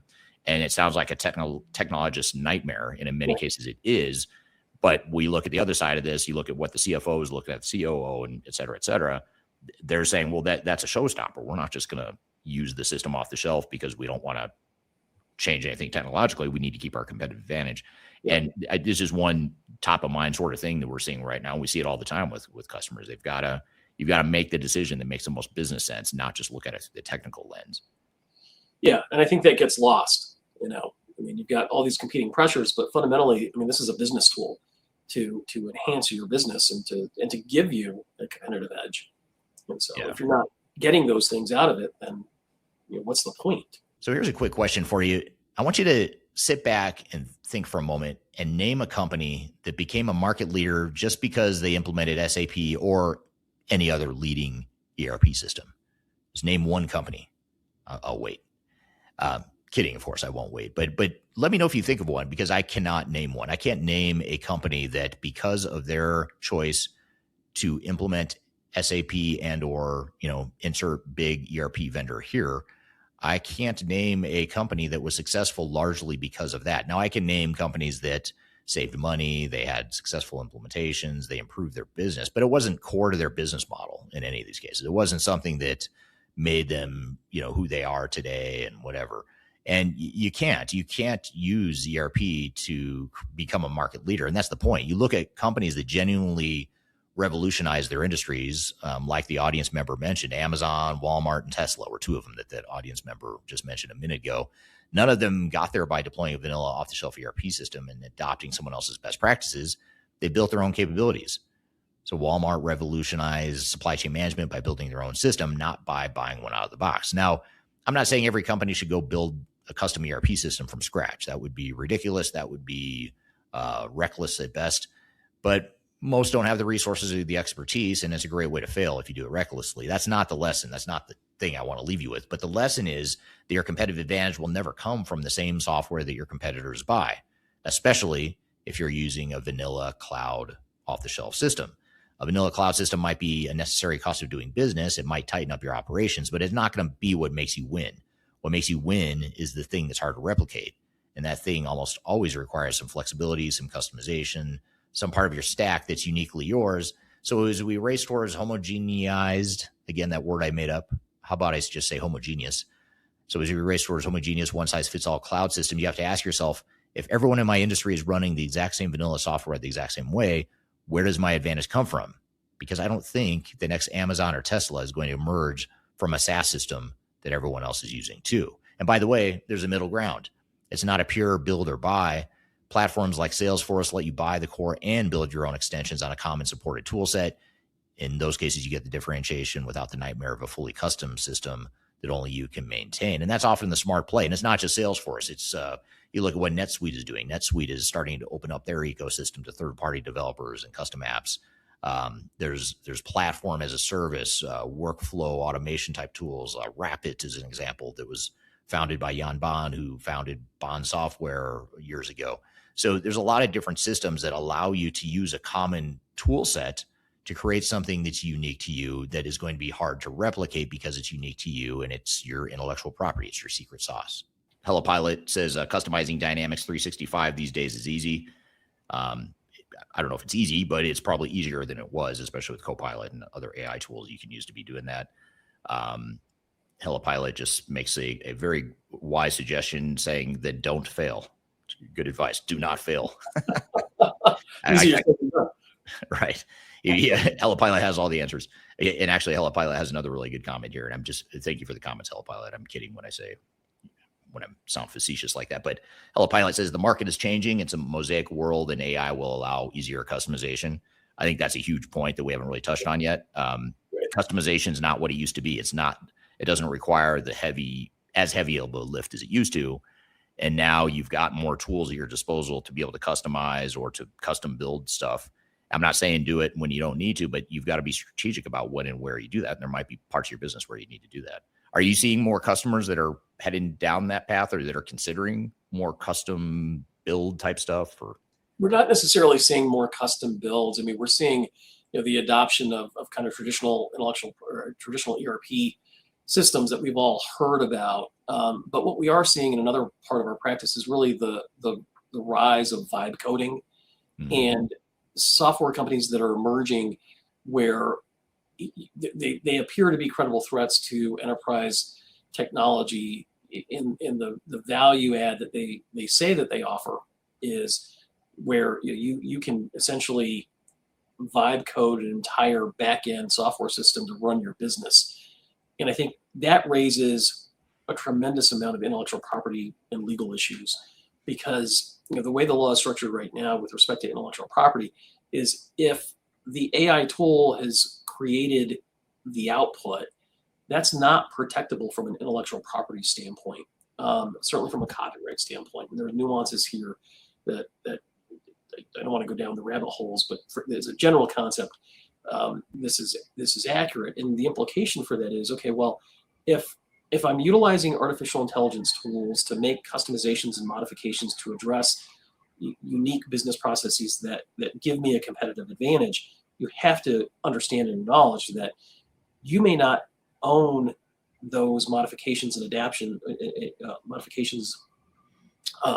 extensions that you have developed. They may not be protectable at all. And so, what do you do with that? You've got a unique process that is protectable, that is facilitated by a piece of functionality that fundamentally is not protectable. And so anybody then could take that piece of functionality and replicate your trade secret. I mean, it's a huge issue. That's really interesting. Yeah. I don't recall a client ever bringing up that topic or that question, that risk, that concern. Yeah. Very telling. Nobody is thinking about that at all. And I think this area of law, intellectual property ownership with respect to artificial intelligence is rapidly evolving. I think it's starting to kind of mature, but where it's going to end up, we're not exactly sure. But right now, the state of the law is if there is not substantive human intervention in the development of that modification or customization, and it's done primarily by artificial intelligence, the artificial intelligence modification that you have developed is not protectable from an intellectual property standpoint. And so what does that do to your competitive advantage? So, I think AI in the context of software development is certainly transformative. And I think, it does and will make modifications and customizations easier, but the ownership of those modifications and customizations is really a question mark. Yeah, absolutely. There's a few questions over here on LinkedIn I want to get to in just a minute. But before I do that, one thing that I forgot to mention earlier, but it's better late than never, is that, Marcus, you're going to be speaking at our annual Digital Stratosphere Conference coming up in September in Denver, Colorado, September 9th to 11th. It's our seventh or eighth one, and you've spoken at and sponsored every single one of them. So again, not only are you the most most frequent guest on this podcast, but you are also the most frequent speaker and sponsor of our Stratosphere event. You helped us put together the very first one and have done so ever since. But you're going to be speaking at it again, and Taft Law will be involved again.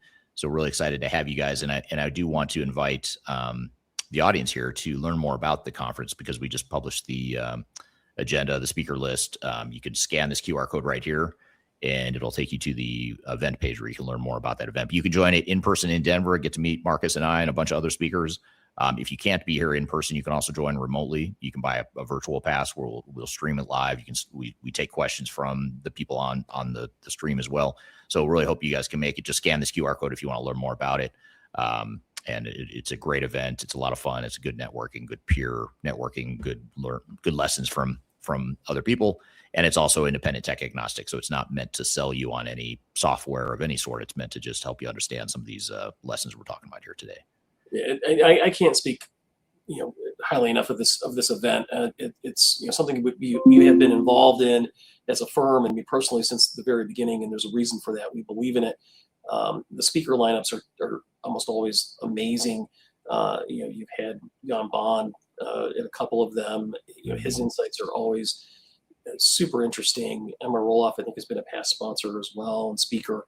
I haven't looked at the lineup yet, so I'm not sure if those people are speaking this year. But you're always in for a treat. In the educational value of the conference is really high. And I think, if you're about to embark on a digital transformation, you're in the middle of one, or one is on the radar, this is, I would say, a must see or must attend type of event. So what you're getting into. You've got insights from leading experts in the field. So it's a good event. Yeah. And love to see you all there. It's a good time. And I learn a lot every time. I love doing it. And even just seeing you speak, I've seen you speak so many times. I've had you on this podcast so many times, and every single time I learn so much. So, me who've heard you speak 20 times or more or whatever, through conversations and presentations, I still learn. So I think no matter how smart you think you are, or that you might actually be, there's always something to learn here with this group that we have. So here's I want to get to some questions and comments here on other social media outlets here. Alina says IP stands for International Project. No, it stands for intellectual property. I can't tell if she's kidding or serious, but just in case anyone here is questioning, what does IP stand for? It's intellectual property, at least the IP we're talking about here. Right. Question or a comment from Serge, building on what we just talked about. Serge on LinkedIn says, if the make or buy analysis says build, you should build.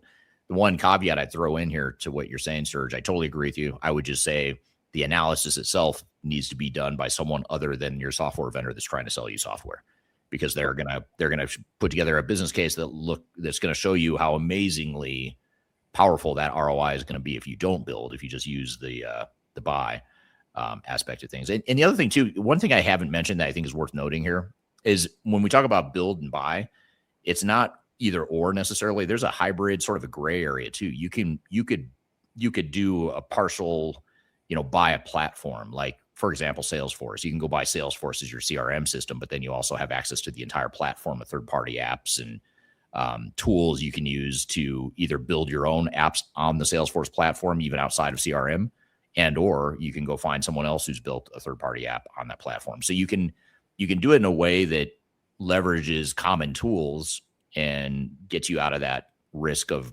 having this system that only you know how to operate, because you have other people in the ecosystem that know how to use it. So there is a hybrid there you can do too, which I think a lot of companies gloss over, don't realize.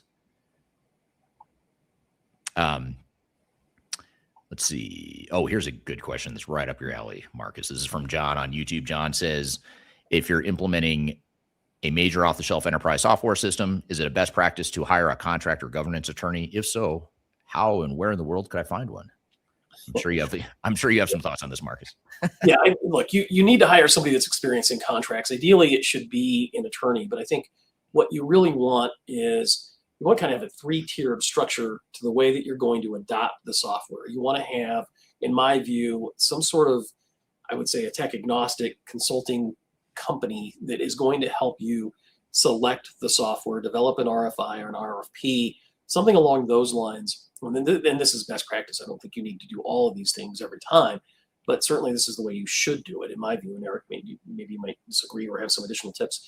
So I think getting somebody to help you with selecting the software that is going to be a good fit for you is important. And then you're certainly going to want to have somebody that is going to review that contract from a legal perspective. This is a specialized industry, and I think you're going to need to do a search engine search for firms that practice ERP, contract negotiation, law.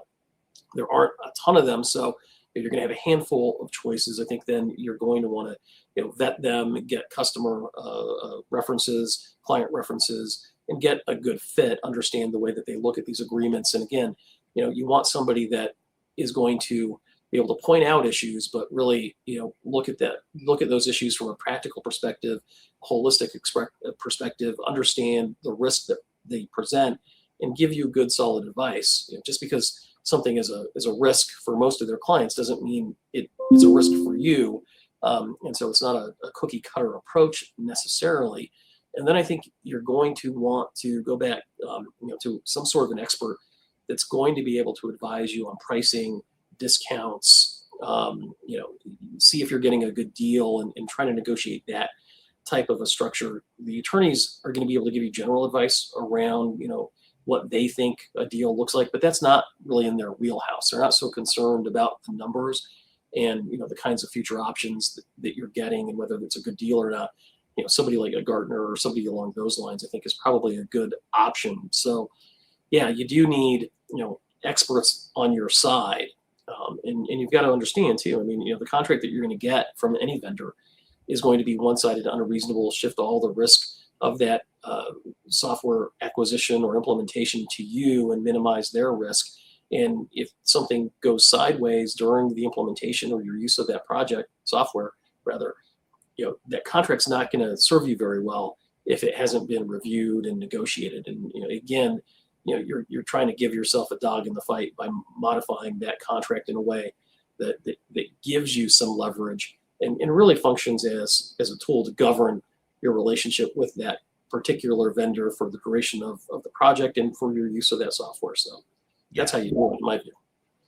Yeah, and I think one thing that along those lines too is that, and I totally agree with everything you just said, and what it triggered in my mind though is how what you said is even more true today than it would have been 5 or 10 years ago, which it would have been true then too, but even more so today because the enterprise technology space, in my opinion, is becoming a lot less flexible than it used to be. Yes. Not just in terms of the software itself, but contractually too. Right. Contractually, you have less leeway. In fact, we were talking about this before we went live on the air as well. Tell me what your thoughts are. Like, what trends are you seeing from a contractual leverage and negotiation perspective as it relates to software vendors here in 2026? Yeah, and that really comes down to the question of how negotiable are these contracts and how much can you change? And it really comes down to, a key element, and that's how much money you're spending, right? If you're spending $100 million with SAP or Oracle, they're going to be a lot more flexible in dealing with requested changes to those contracts than if you're spending $100,000. And I think if you're on the lower end of the software spend, the reality is you don't have a lot of leverage, and the likelihood it's going to be more of a take it or leave it kind of attitude is really high. If you're spending a reasonable amount of money, on a critical piece of software that's going to run your business, you want to make sure that you know what to ask for. And you need somebody experienced in this. I'm not trying to tout my experience or say, pick me for this, but you're going to want to be dealing with somebody that knows how Microsoft operates from a contractual standpoint. You're going to want to know or deal with somebody that knows how Oracle or NetSuite operates and what they can ask for, based on the leverage that you have. And it's highly inflexible right now. And the mantra from most of these vendors is, well, we don't change our software because this is a delivery model that is company wide and across our customer base, so we can't accommodate one-offs. That is a lie. Okay, that is not true. Certainly, you're going to be able to modify warranty obligations. You're going to be able to modify limitations of liability, put carve-outs in there for data security breaches, confidentiality disclosures, those types of things. You're going to want to have solid remedies for breaches of warranties. You're going to want to be able to get out of that contract and know what happens, get your data out of that contract. So, there's a lot that can be negotiated. You just need to know what to ask for and what a vendor is most likely going to accept. And that's where, the real value add utilizing people that have done this before comes from. Yeah. Yeah, absolutely. Yeah. And I think, this is becoming even more true as well over time, because, I think you look at the mass amounts of money that are to be made in the enterprise technology space. That's when you start to see irrational. Well, it's actually very rational, but it may seem irrational to people like you and I, Marcus, because we look at it more from the customer perspective, and you think, well, why would a vendor do this? And then if you stop to think, you're like, well, it's because they're going to make so much money. Yeah. If I can get everyone to a homogeneous model, if I can get everyone onto my cloud SaaS solution, it's easy for me. I can scale that. I'm more profitable. Investors love it. I get heavily compensated as an executive if I can get more people on this recurring subscription model. So there's a lot of money that drives irrational, but also very rational behavior that, in my opinion, harms customers. And I think more than ever, you need someone who's just on your side. They're not here to make vendors happy or to have a bias for or against any one vendor. It's more about the only bias. You should have advisors whose only bias is to make sure you succeed. That's all that matters. It doesn't matter what software you buy. It doesn't matter how you do it or how you get there. It's more, are you going to succeed or not? And that's where I think people like you and I can help. Yeah, 100% agree with that. Yeah.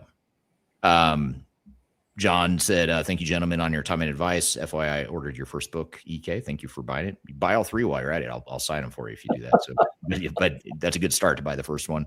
Lena said, thanks for the clarification. Has to drop off. She wants me to like and comment on her post. And everyone watching here, if you follow Lena Karloviskia on LinkedIn, be sure to like and comment on her post.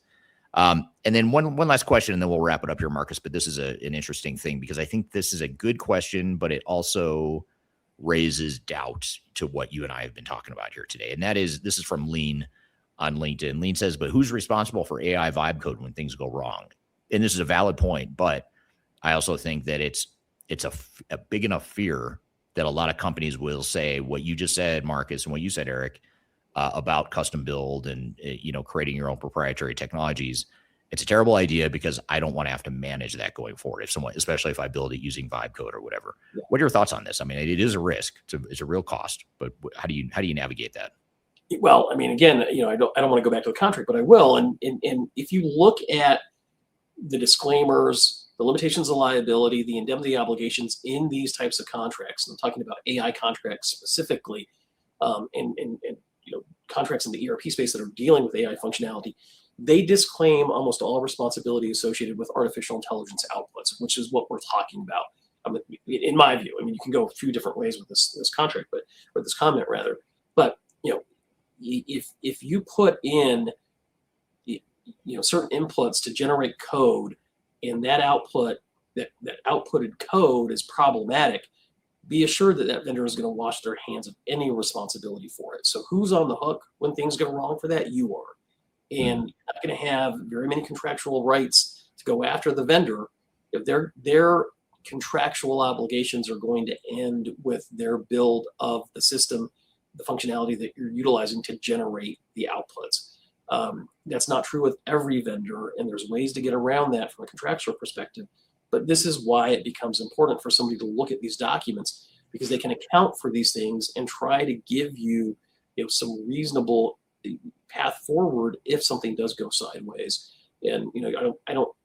It's going to be challenging to hold any AI vendor's feet to the fire for outputs that go sideways. But there is language that you can put into those contracts that is going to mitigate your exposure, to their ability to just walk away, and you maximize your ability to hold them accountable for it. Yeah. So that's good advice. What advice would you give if you could, just as a capstone closing question here, if you could spend 60 seconds in a boardroom with the executive team as they're making their decision to move forward with the digital transformation or a big IT investment of some sort, what would the headline advice be that you would give to an executive team as it relates to all the stuff we're talking about here today? I would dumb it down, and I would say, think about two things primarily. Think about flexibility and think about control. Okay. You want to be able to utilize this software in ways that make sense for your business. So that gives you the flexibility. All right. Flexibility meaning that you can run your business the way you want to run your business, embracing your technical debt to the extent that it makes sense, and flexibility to avoid revenue generating events that are unexpected, input on to you by that vendor. You're going to want to have some clarity as to what your costs are going to be over the lifetime or the life cycle of your utilization of that software tool. And then with respect to control, it really is, how do I control my data? How do I control what I'm putting into that system? How do I get it out? What costs are there associated with me utilizing my data in that system, and what's the value add? So for me, at a 10,000 foot level, it's really flexibility and control. And if you focus on those two things fundamentally, everything else should fall into place. Well, that's really good advice. I want to hone in on Marcus's closing advice, because if you remember nothing else from this episode, you just want to remember those two words that he said right there: flexibility and control. Really important. I think it's brilliantly said. I don't know that I could have summarized it better myself.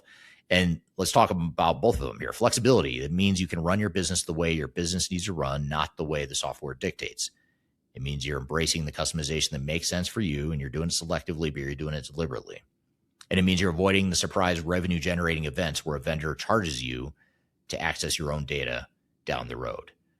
And it also ensures that you have access to the data and you have access to other third-party systems, and whatever you want to do with your business operations and your data, you should be able to do. You should not allow a software vendor to dictate to you how you can or can't run your business. That's my opinion. Now, you talked about flexibility. He talked about control, flexibility and control. Control means you decide what happens to your data, how you put it in, how you get it out, who can access it, what it costs, what the vendor's AI is and isn't allowed to learn from. And here's why it matters so much, and that is that one of three parties in any digital transformation, the vendor, the consultant, and you, the end customer, two of them are guaranteed to win. The vendor makes their money, the consultant makes their money. The only party carrying the real risk, the real operational risk, the one who has to live with the system for the next decade or two is you. You're the end customer. You're going to be dealing with the good, the bad, the ugly of this for years to come, long after the sales reps have cashed their commission check, long after the consultants have taken home their money, long after and during, while you're still paying the SaaS vendor, by the way, you're going to be paying them for years to come, whether you like it or not. So they'll be happy you're still alive on their software because you're going to be paying for it forever. So if you're the one bearing all the risk, why would you give up flexibility and control? The easy path is just give me best practice, just let the vendor handle it. It feels simpler in the short term, but that world doesn't actually exist, and it's definitely not a good long-term play, no matter how hard it's sold to you. So if there's one thing we can leave you with, you want to optimize for flexibility and control, get everything else, the pricing, the timeline, the discounts, advised by people whose only bias is your success. And I will admit I am accused of being biased all the time. I'm being biased for customers, and sometimes that means I'm biased against vendors and system integrators, and that's why, because I only make money from customers. I'll be 100% transparent and shameless about that. I am biased towards our customer needs because they are the only ones I make money from, and that's the way the world works. We're all making money from someone, so that's where the bias lies. And that's why when it comes to pricing, timeline, discounts, long-term flexibility and control, you want to be advised by people whose only bias is your success. If you do that, as Marcus said, everything else will fall into place. So hope you enjoyed the conversation. Hope you join us at Digital Stratosphere 2026. You can meet Marcus and I both there. You'll meet a dozen or so other speakers. Hundreds of other peers will be there to interact with, engage with. So love to see you there. Again, go to Stratosphere 2026. I'll pop up the QR code here and include links below. You can learn more about the agenda, the speaker lineup, et cetera, et cetera. Be sure to check it out. Look forward to seeing you there. And be sure to check out past episodes of Transformation Ground Control. Just go to transformationgroundcontrol.com. You can find all the past episodes there. You can also subscribe to listen or watch every week, whichever platform you prefer. We've aggregated it all on that one website, transformationgroundcontrol.com. So hope you all have a great week. We'll see you next week. We'll see you next time. Take care. Thank you.